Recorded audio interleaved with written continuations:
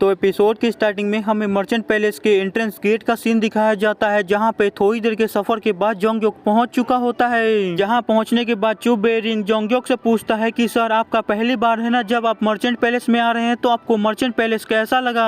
जोंगयोक कहता है कि हाँ ये इतना भी कुछ बुरा नहीं है। तभी हम रीन को देखते हैं जिसका भी पहली बार मर्चेंट पैलेस में आना होता है, जो मर्चेंट पैलेस को देखकर काफी ज्यादा हैरान हो रही होती है और उसे मर्चेंट पैलेस काफी ज्यादा खूबसूरत लग रहा होता है। तभी यूल टेसोक कहता है कि मर्चेंट पैलेस बिल्कुल पहले जैसा ही है, वो जरा सा भी नहीं बदला।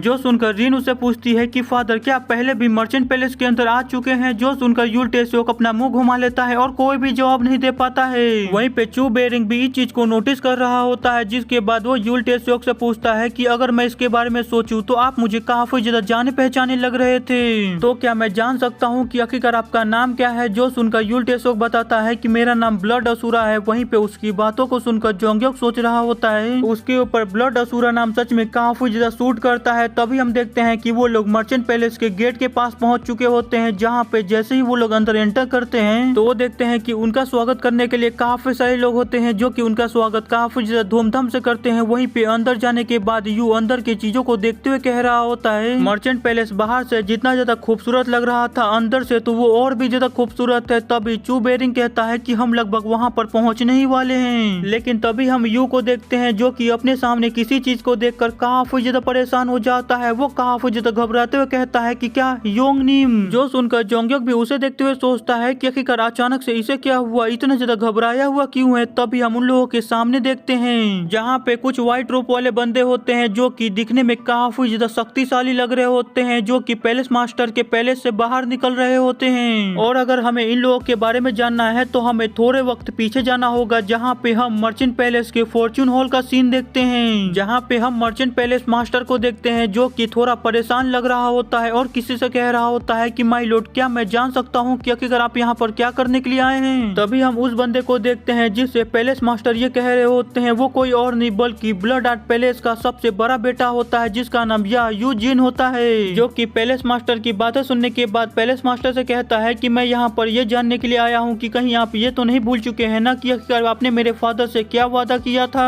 पैलेस मास्टर कहता है कि नहीं बिल्कुल भी नहीं, मुझे सारी चीजें बिल्कुल अच्छे से याद है, लेकिन अभी के सिचुएशन के हिसाब से इसके बारे में बात करना बिल्कुल भी ठीक नहीं होगा। यूजिन कहता है कि ठीक है, लेकिन मैंने सुना था कि आपके दूसरे बेटे के साथ मिचुअन रेस्टोरेंट के अंदर एक काफी ज्यादा बुरी घटना घटी थी। मैं एसोसिएशन का लीडर होने के नाते जरूर मिलना चाहूंगा। पैलेस मास्टर कहते हैं कि आप काफी ज्यादा बिजी रहते हैं, तो आपको उस जैसे इंसान के ऊपर अपना समय खराब करने की कोई भी जरूरत नहीं है, और अगर आप सच में उससे इतना ज्यादा मिलना ही चाहते हैं तो जब वापस आएगा तो मैं उसे खुद कह दूंगा कि वो आपको ढूंढ कर मिल ले। जो सुनकर यूजिन कहता है तो इसका मतलब कि ये बात पूरी तरह से सच है कि आपका दूसरा बेटा सन पैलेस के अंदर गया है यंग लीडर को यहाँ पर लाने के लिए, लेकिन तुम्हें पता है ना कि वहाँ पर कुछ भी गड़बड़ होता है तो यंग लीडर के साथ चीजें और भी ज्यादा खराब हो सकती है। जो सुनकर पैलेस मास्टर उसे समझाने की कोशिश करते हैं, लेकिन तभी यूजिन वहाँ से मुड़ जाता है और कहता है कि मैं उसे ढूंढकर यहाँ पर वापस लेकर आऊंगा। जो सुनकर पैलेस मास्टर उसे कहने की कोशिश करते हैं कि आपको ऐसा करने की जरूरत नहीं है, लेकिन तभी हम देखते हैं कि यूजिन एक अटैक कर देता है। जो अटैक पैलेस मास्टर के लिए नहीं होता है बल्कि पैलेस मास्टर के पीछे जो पोर्ट होता है उसके लिए होता है। वो अटैक जैसे ही उस पोर्ट के ऊपर लगता है तो उसकी कुछ पत्तियां कट जाती है, लेकिन पैलेस मास्टर जल्दी से आगे बढ़ते हैं और उस पोर्ट को नीचे गिरने से पहले ही पकड़ लेते हैं। जिसके बाद यूजिन आगे पैलेस मास्टर से कहता है अगर हमें किसी पौधे को फुल्ली ग्रो करना है तो हमें उसका काफी ज्यादा केयर करना पड़ता है और हमें ये देखना पड़ता है कि कहीं वो खराब तो नहीं हो रहा है ना, लेकिन अगर उसकी कोई भी पत्ती खराब हो रही है तो हमें उस पत्ती को काट कर उसी समय अलग कर देना चाहिए, वरना पूरा का पूरा पेड़ ही खराब हो जाता है। इसलिए प्लीज मेरी रूडनेस को माफ कर दीजिएगा और मैं ऑर्चिड के प्रॉब्लम्स का अच्छे से ध्यान रखूंगा।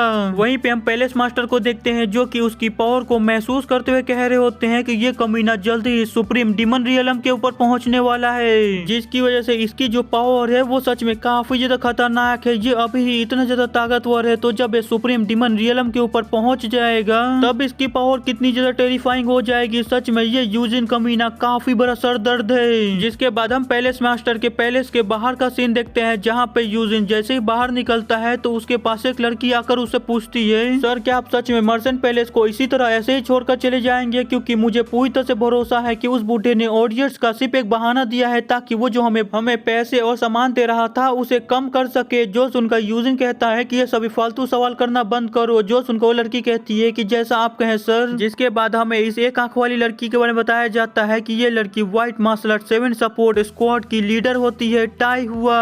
तभी हम आसमान में देखते हैं जहाँ पे एक ईगल उड़ रहा होता है जो कि काफी ज्यादा तेजी से जाके सीधे यूजिन के हाथों पे बैठ जाता है। जिसके बाद उस ईगल से उसे पता चलता है कि यहाँ पर कोई आ रहा है जिसे वो जानता है। जिसके बाद तभी हम देखते हैं कि वहाँ पर उसे कोई हियोंग निम करके बुलाता है।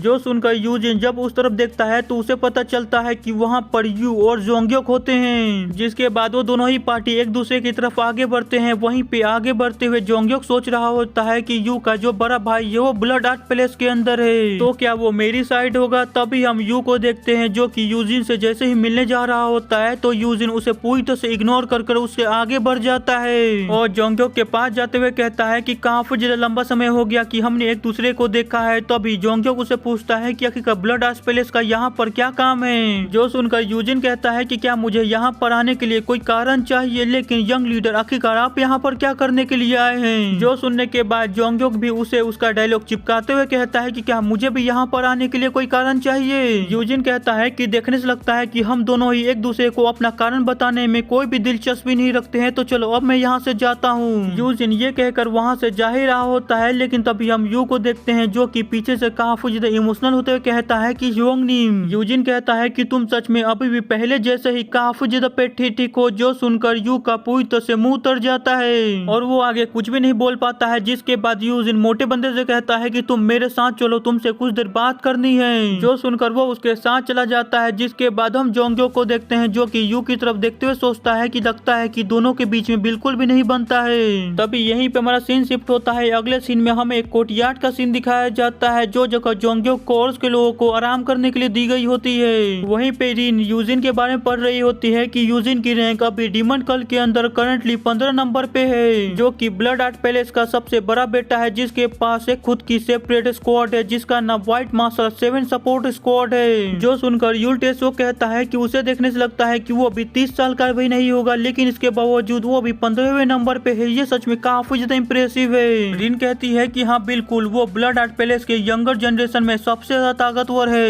लेकिन तभी हम जोंग्योक को देखते हैं जो कि यू से पूछता है कि यू क्या तुम्हें अभी भूख नहीं लगी है। जो सुनकर यू कहता है कि यंग लीडर आखिरकार अचानक आप मुझसे ये सवाल क्यों पूछ रहे हैं। जोंग्योक कहता है कि नहीं बस ऐसा ही। तभी यू खड़ा होते हुए कहता है कि बस बहुत हो गया, मुझे अच्छी तरह से पता है कि आखिरकार यहाँ पर क्या चल रहा है। चलो मैं आप लोगों को खुद इस बारे में बता देता हूँ कि ब्लड आर्ट पैलेस का जो मास्टर है जो कि डीमन कल के अंदर उसकी रैंकिंग 2 है, वो मेरा फादर है। लेकिन मैं एक कंक्यूबाइन का बेटा होने के कारण मुझे कभी भी वो इज्जत नहीं दी गई जो कि असली बेटे को दी जाती है, और ये डीमन कल में कोई इतनी भी बड़ी बात नहीं है। लेकिन भले ही मेरी फैमिली ने मुझे गिरी नजरों से देखा, लेकिन मेरे भाई ने कभी मुझे उस नजरों से नहीं देखा। उसने मुझे हमेशा अच्छी तरह से ट्रीट किया और मुझे मार्शल आर्ट भी सिखाया और मेरा काफी ज्यादा ध्यान रखा। वो मेरे से अभी इतना ज्यादा कोल्ड और रूड इसलिए है क्योंकि वो मेरे से काफी ज्यादा डिसअपॉइंट है, क्योंकि मैं यंग लीडर के साथ हूँ और मैंने अपनी जिंदगी बर्बाद कर ली है उनके साथ रहकर। लेकिन अब मैं जब यंग लीडर को देखता हूँ तो मुझे लगता है कि यंग लीडर पहले से काफी ज्यादा बदल चुके हैं, और मुझे भरोसा है कि मेरा जो बड़ा भाई है वो भी एक न एक दिन इस चीज को देखेगा और उसका जो नजरिया है मेरे प्रति वो भी चेंज हो जाएगा। जो सुनकर जोंग्योक ब्लड आर्ट पैलेस के बारे में सोचने लगता है कि ब्लड आर्ट पैलेस का मर्चेंट पैलेस में काफी ज्यादा इन्फ्लुएंस है, तो ये देख के लगता है कि वो दोनों ही सेम साइड पे हो सकते हैं। जो सोचने के बाद जोंग्योक सभी लोगों से कहता है कि तुम लोग जाओ और जितनी ज्यादा हो सके मर्चेंट पैलेस के बारे में और ब्लड आर्ट पैलेस के बारे में इंफॉर्मेशन इकट्ठा कर सकते हो करो।